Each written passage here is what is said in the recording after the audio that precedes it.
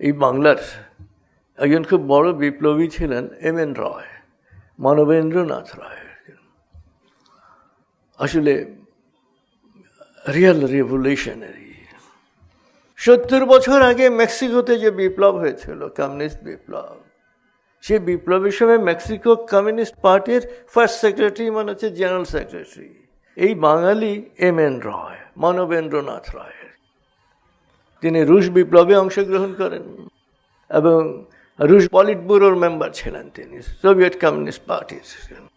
সেখান থেকে তিনি মেক্সিকোতে যান, ওখানে বিপ্লব করেন। বিপ্লব কিছুদিন ছিল, বিপ্লব ব্যর্থ হওয়ার পরে তারপরে উনি আবার বাংলায় ফিরে আসেন এবং একটা সময় তিনি কমিউনিস্ট পার্টি থেকে সরে যান এবং তিনি নতুন মতবাদ প্রচার করেন, সেটা হচ্ছে রেডিক্যাল হিউম্যানিজম, মানবতাবাদ।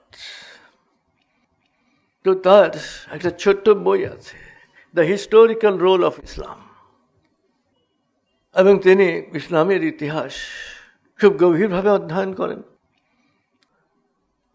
কারণ মধ্য এশিয়ায় উজবেকিস্তান, তাজিকিস্তান, তারপরে কাজাকিস্তান, এই জায়গাগুলো যখন সোভিয়েতরা পুনর্দখল করলো, এই পুনর্দখলের নেতৃত্ব দিয়েছিলেন এই এম.এন. রয়। তো যেহেতু ওই এলাকায় কাজ করেছেন, ইসলাম নিয়ে গভীর স্টাডি করেছেন তিনি, এবং যখন তিনি দ্য রেডিক্যাল হিউম্যানিজম মতবাদ প্রচার করলেন, তখন এই হিস্টোরিক্যাল রোল অফ ইসলাম এই বইটি লেখেন। সেখানে নিঃসংকোচিতে লেখেন যে আমি বিস্মিত হই যখন নবীজির জীবন দেখি, ইসলামের অভ্যুদয়কে দেখি, এবং তিনি বলেন যে একটা শক্তির এইভাবে উত্থান কিভাবে ঘটে, এটা বিশ্লেষণ করা আসলে খুব কঠিন ব্যাপার। রোমান এম্পায়ার বিশেষত্ব কি? রোমান এম্পায়ারের বিশেষত্ব হচ্ছে কলোসিয়াম। রোমানরাই প্রথমে স্টেডিয়াম তৈরি করে, কলোসিয়াম, যেটাকে স্টেডিয়ামকে বলা হতো কলোসিয়াম। কলোসিয়ামে কি হতো? গ্ল্যাডিয়েটরদের লড়াই হতো এবং এই লড়াই চলতে থাকতো, সবসময় লড়াই চলছে তো চলছে। অন্য বর্ণের লোক বেদের বাণী ও শ্লোক উচ্চারণ করতে পারত না। খনা যেহেতু নিম্নবর্ণের ছিলেন এবং এই বেদ বাণী উচ্চারণ করার জন্য, বেদের শ্লোক উচ্চারণ করার জন্য তার জিহ্বা কেটে দেওয়া হয়, এবং জিহ্বা কেটে দেওয়া হয় বলেই তার নাম হচ্ছে খনা। আসসালামু আলাইকুম সুধী দর্শক, আজকে মহাজাতকের এই মুখর সিরিজে আমরা লাইভ করব না, রেকর্ডেড প্রোগ্রাম হচ্ছে। আমার বউ আর আমি পার্কে বেড়াতে এসেছি, খুব সুন্দর পরিবেশ দেখতে পাচ্ছেন, নাইস। মহাজাতকের একটি লেকচার শুনছিলাম, যেখানে উনি এম.এন. রায়ের ব্যাপারে কথা বলেছেন। এম.এন. রায়ের সেই বইটি আমি পড়েছি। দেখেন, মুহাম্মদ সাল্লাল্লাহু আলাইহি ওয়াসাল্লাম সম্পর্কে পশ্চিমাদের ধারণাটি যা, তা নিয়ে আসলে ক্লিয়ার পারসেপশন থাকা দরকার আপনাদের। অনেকেই তাকে সম্মান করে ইতিহাসে, কিন্তু মোস্ট ইনফ্লুয়েন্সিয়াল মানুষ বা প্রভাব বিস্তারকারী মানুষ মানেই তাদের কাছে বেস্ট মানুষ তা মনে করে না। প্রভাব বিস্তার বলতে কোনো ব্যক্তির চরিত্র, হ্যাবিট, অভ্যাস, তার ইনস্ট্রাকশন সবগুলো তার অনুসারীদের উপর প্রভাব বিস্তার করলে তাকেই প্রভাব বিস্তারের মাত্রা হিসেবে ধরা হয়। প্রভাব বিস্তারকারী বললেই যে তাদের কাছে ভালো মানুষ তা কিন্তু নয়। মাইকেল হার্টের দ্য 100 বইটি আপনারা পড়েছেন। সেই মাইকেল হার্টের সেই বইটিতে, অর্থাৎ দি 100-এর 1 নম্বরে ছিলেন রাসূলুল্লাহ সাল্লাল্লাহু আলাইহি ওয়াসাল্লাম। কিন্তু আপনারা মাইকেল হার্টের সেই বইটির প্রথম সূচনা চ্যাপ্টারটি কিন্তু না পড়লে ব্যাপারটা বুঝবেন না। সেই সূচনা চ্যাপ্টারে মাইকেল হার্ট বলেছেন নিজেই যে মোস্ট ইনফ্লুয়েন্সিয়াল মানেই আমার কাছে যে সবচাইতে ভালো ব্যক্তি তা নয়। আমি বলেছি যে কতখানি মানুষের উপর প্রভাব বিস্তার করে। যেমন ধরুন, আইনস্টাইনের অনেক প্রভাব আছে, বিজ্ঞানীরা অনেক কিছু আবিষ্কার করেছে, তার অনেক থিওরি তার গবেষণা করেছে। তারপরে ধরেন অনেক আব্রাহাম লিঙ্কনের ইনফ্লুয়েন্স ছিল, উনি দাসপ্রথা বিলুপ্তির ক্ষেত্রে, এরকম বিভিন্ন প্রভাব আছে। কিন্তু সারা বিশ্বে মুসলমানরা মুহাম্মদ সাল্লাল্লাহু আলাইহি ওয়াসাল্লামের খাদ্যাভ্যাস, থেকে শুরু করে কাপড় চোপড় অভ্যাস সব কিছু তারা অনুসরণ করে। তাই ব্যক্তিগত জীবনে মুহাম্মদ সাল্লাল্লাহু আলাইহি ওয়াসাল্লামের যে প্রভাব তা অন্য কোনো মানুষের সঙ্গে তুলনা করা যায় না পৃথিবীর ইতিহাসে। কিন্তু এর অর্থ এই নয় যে সেটা ভালো। সুতরাং প্রভাব বিস্তার মানেই যে ভালো তাদের কাছে তা নয়।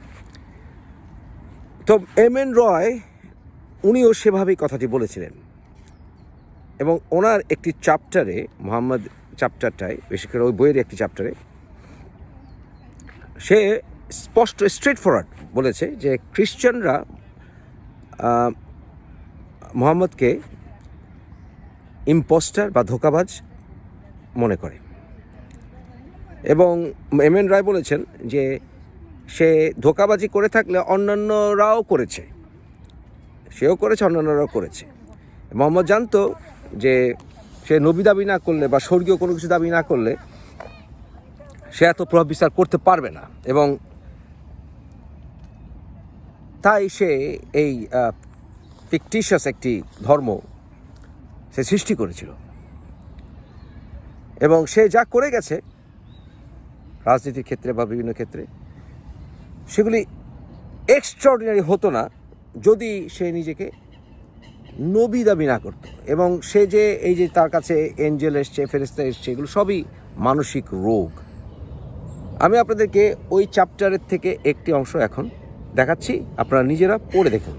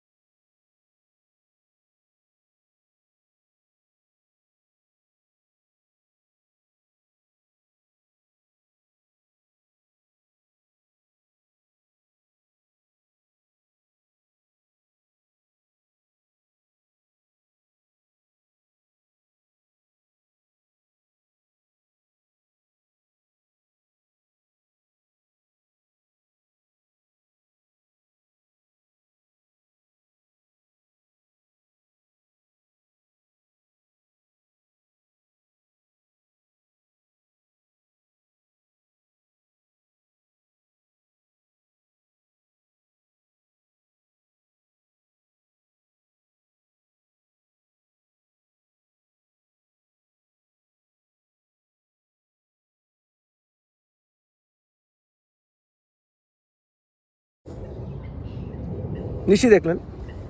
তো এর পরবর্তীতে তার একই লেকচারে, অর্থাৎ এই 5 মিনিটের ভিতরে, 5 মিনিটের লেকচারে উনি প্রচুর মিথ্যা তথ্য দিয়েছেন। তার পরবর্তী মিথ্যা তথ্য হচ্ছে যে উনি খনার ব্যাপারে যে কথাটি বলেছেন সে সম্পূর্ণ মিথ্যা। খনা 8ম শতাব্দীর একজন নারী ছিলেন। উনি একজন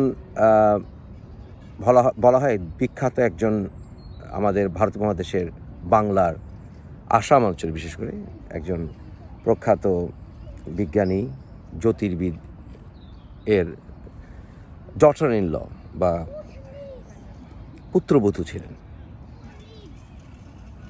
এই খনা তার ভবিষ্যৎবাণীতে এতটাই অ্যাকুরেট ছিলেন যে হিংসার বশবর্তী হয়ে তার নিজের স্বামী অথবা তিনি নিজেই তার নিজের জীব কেটে ফেলেছিলেন।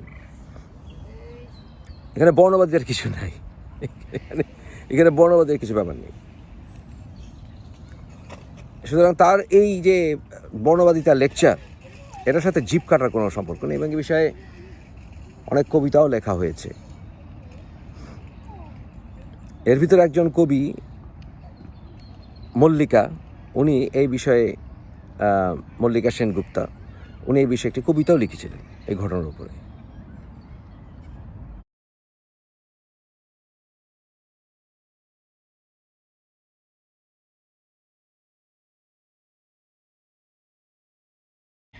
এর পরবর্তীতে উনি যেই স্টেডিয়ামের ব্যাপারে যেই তথ্য দিয়েছেন সেটা ভুল।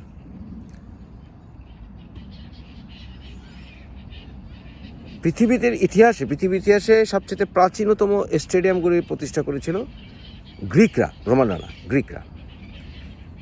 776 খ্রিস্টপূর্বাব্দে, অর্থাৎ হযরত ঈসা আলাইহিস সালামের জন্মেরও প্রায় 700-800 বছর আগে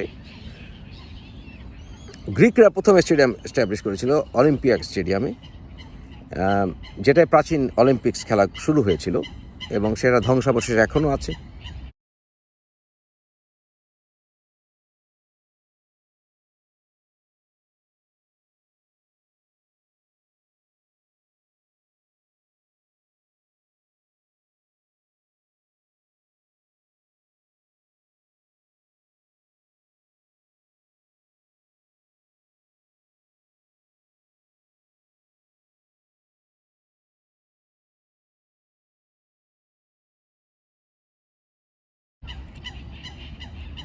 আমি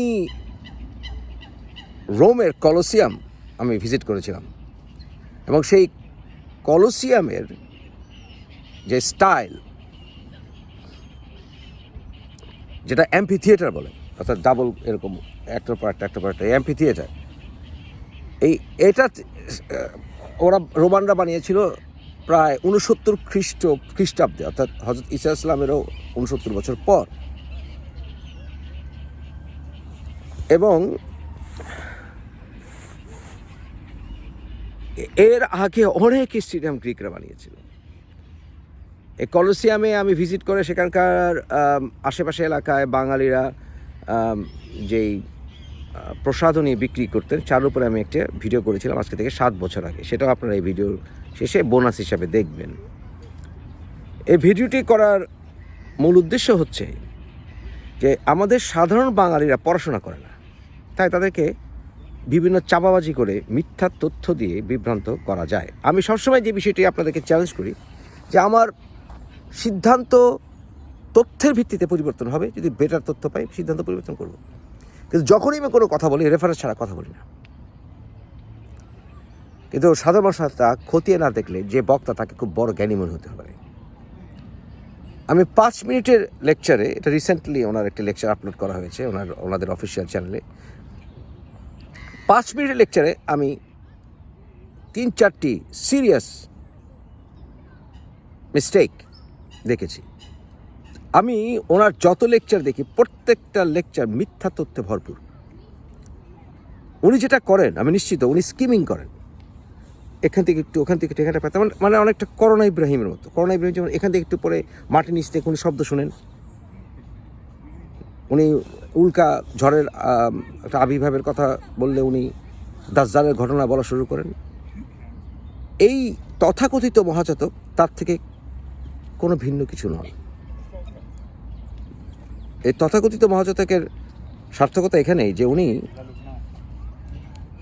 খুব ভালোভাবে এই ধোঁকাবাজিটাকে প্রফেশনালিজম পর্যায়ে নিয়ে গেছেন এবং সফল প্রফেশনালিজমে নিয়ে গেছেন এবং আপনাদের সবার গুরুজিতে পরিণত হয়েছেন।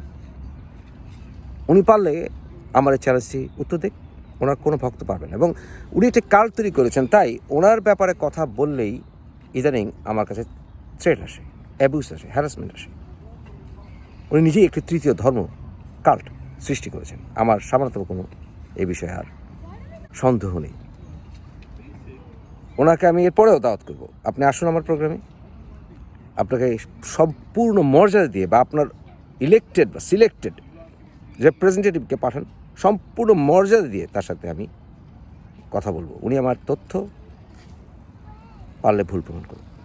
এবং ওনার যতগুলো লেকচার আমি শুনেছি প্রত্যেকটাতে তথ্য ভুল, ব্রেইন ওয়াশিং, ধোঁকাবাজি জড়িত আছে। প্রত্যেকটা লেকচারে একটু বাদ নেই।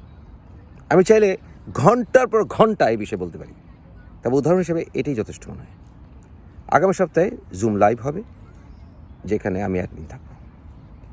পাশে আমাদের অনেক বাংলাদেশিরা কাজ করে, আপনারা দেখতেই পাচ্ছেন। এনারা বিশেষ করে ফেরি করে জিনিসপত্র বিক্রি করে, ছাতি এবং বিভিন্ন জিনিসপত্র ওনারা দেখতেই পাচ্ছেন আপনারা, ওনারা বিক্রি করছেন। এখানে যারা ফেরি করে তাদের প্রায় সবাই আমাদের বাংলাদেশের। ওই দেখেন, দেখতে পাচ্ছেন আমাদের ভাইরা কাজ করছেন।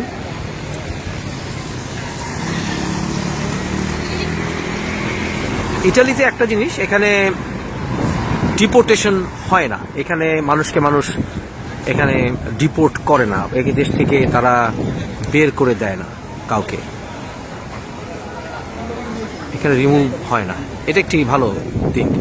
এখানে সবাই মনে করে যে যেহেতু এটা পৃথিবী ভূমি, আল্লাহর সৃষ্টিকর্তার ভূমি, এবং তারা মনে করে যে ইমিগ্রেশন বা এ সকল বাধা নিষেধ, রাজনৈতিক বাধা নিষেধ এগুলো আসলে অন্যায়, সেহেতু কেউ যদি এখানে এসেই পড়ে তাহলে তাকে বের করা যায় না, কারণ তারা মনে করে যীশু খ্রিস্ট নিজেও এক সময় আরেক জায়গায় গিয়ে আশ্রয় নিয়েছে, সুতরাং তা কেউ এখানে চলে আসলে তাকে এখানে ডিপোর্ট করা যাবে না। এই আইডিওলজিতে আসলে আমরা মুসলমানরা বিশ্বাস করি, আমরা মুসলমানরা বলি পৃথিবীতে এই যে রাজনৈতিক পার্থক্য, ব্যারিয়ার, এগুলো আসলে সত্যিকার অর্থে সৃষ্টিকর্তার নির্দেশিত নয়। মানুষের অধিকার আছে সারা বিশ্ব ঘুরে বেড়ানো।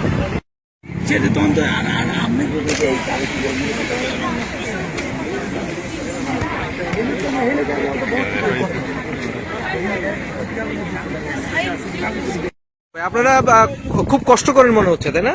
তো এখানে যে দেখতেছি যে এখানে যারা বেশিরভাগই আমাদের ছাতি বিক্রি করতেছেন, অনেক ভাই দেখা যায় যে অনেক কিছু বিক্রি করতেছেন। আপনারা কয়টার সময় আসেন এখানে? আমরা সকালে 9টায় অনেকে আসি, অনেকে দুপুরে আসি। কটা পর্যন্ত থাকেন? আমরা ডে টু নাইট 5:30 আবার 10টা অবধি থাকি। আচ্ছা আচ্ছা আচ্ছা বাকি আসতে আছে। আচ্ছা আচ্ছা। তো আমরা যারা বাংলাদেশে অনেকেই তো ধরেন ইউরোপে আসার জন্য অস্থির থাকে, বিশেষ করে এইসব মানে উন্নত, ইটালি তো একটা উন্নত দেশ। তো আপনার বাংলাদেশে যারা তরুণ সমাজ, তারা এরকম আপনাদের আমাদের মতো বিদেশে ইউরোপে আসতে চায়, ইটালিতে বলুন যেখানে বলুন, ইটালিতে আসার ব্যাপারে আপনার কি মতামত? আমার অভিজ্ঞতা থেকে আমি বলতেছি যে বর্তমানে ইটালির সিচুয়েশন তেমন ভালো না। আচ্ছা। তো যারা এখানে এগ্রিকালচার বা অন্য অন্য স্পন্সর বিষয়ে আসার জন্য প্রস্তুত হচ্ছেন, তারা না আসার জন্যই বলতেছে ভালো। না আসলেই ভালো। কেন না আসলে ভালো হবে কেন? এখানে তো কাজ করবো না, হ্যাঁ এখানে তো কাজ করবো না, এখানে পুলিশ দরপাকড় করে, প্লাস আপনার সারাদিন 20 টাকা বিক্রি করলে হয়তো 10 টাকা প্রফিট হয়, 10 টাকা দিয়ে ঘর ভাড়া, খানা খরচ, এগুলো মিটে না। আচ্ছা, তাহলে এভারেজে আপনারা কিরকম, যদি কিছু মনে করেন, কেমন কামাই থাকে, ইনকাম থাকে কিরকম? এখন আমি মনে করেন মাসে কত থাকতে পারে একটা ছেলে, বা সপ্তাহে? আমি লাস্ট 2 মাস হচ্ছে আসছি, এখন খাওয়া দাওয়ার সমান আর কি, তরবর ডিফিকাল্ট আমার জন্য আমি মনে করতেছি। পুরান যারা ওরা অনেক ভালো করতেছে। আচ্ছা আচ্ছা। তো প্রচুর কষ্ট করতে হয়। হ্যাঁ। আচ্ছা আচ্ছা আচ্ছা। তো আপনি মানে আশা না করতে বলতেছেন, না আসা ভালো? আমার অভিজ্ঞতা থেকে আমি বলতেছি না আসার জন্য। কারো যদি এখানে লোকজন থাকে হয়তো বা ভালো করতে পারে, ওরা আসতে পারে ব্যবসা বাণিজ্য দিলে। আচ্ছা, ব্যবসা বাণিজ্য দিলে। আচ্ছা, তো আপনাকে কোন টাকা খরচ হয়েছিল এই দেশে আসতে? অবশ্যই টাকা খরচ হয় না। কত টাকা খরচ করেছেন আপনি? প্রায় 11.5 লক্ষ। 11.5 লাখ টাকা খরচ করে আসছেন। আপনি আসছেন 3 মাসের মতো হয়েছে নাকি বললেন? 2.5 মাস 3 মাস? আমি প্রায় আসছি এখানে 2 মাস হয়ে গেছে। 2 মাস হয়ে গেছে। 2 মাসে আপনি কি টাকা কিছু জমাইতে পারছেন? না, আমি ব্যালেন্স এবং সবকিছু সমান। তো এখানে 11 লক্ষ 12 লক্ষ টাকা জমাতে তো আপনার অনেক সময় লাগবে, তাই না? না, আমি আগে সৌদি আরবে 10 বছর ছিলাম। আচ্ছা। তাই কিছু অ্যামাউন্ট ছিল আমার কাছে, ওই টাকা দিয়ে। না, সেটা তো বুঝলাম। বুঝি এখন যদি আবার নতুন করে জমানোর চেষ্টা করেন তাহলে তো অনেক সময় লাগবে, হয়তো বা। তাই না? হ্যাঁ। তো এখানে আপনি কি মনে করেন, আপনি যে চলে আসছেন, আপনি যে না করলেন না, কেউ না আসে, কিন্তু আপনি কি চলে এসে ভুল করছেন বলতেছেন? আমি বর্তমানে বাস্তবতার সম্মুখীন হয়েছে, তো তখন আমি আমার মত থেকে আমি না করতেছি আর কি। পরে কি হয় বাকিটা আল্লাহ জানে। আচ্ছা, তবে আপনার এখনকার পর্যন্ত অভিজ্ঞতা আপনি বলতেছেন না আসার জন্য। হ্যাঁ। সৌদি আরবে কোথায় ছিলেন? জেদ্দায় ছিলাম। জেদ্দা ছিলেন না? আপনি কি মনে করেন জেদ্দা থেকে ভালো আছেন? না, জেদ্দার থেকে ভালো আছে এটা বলবো না, তাই? জেদ্দা অনেক ভালো ছিল। জেদ্দা অনেক ভালো ছিলেন। ওকে ভাই।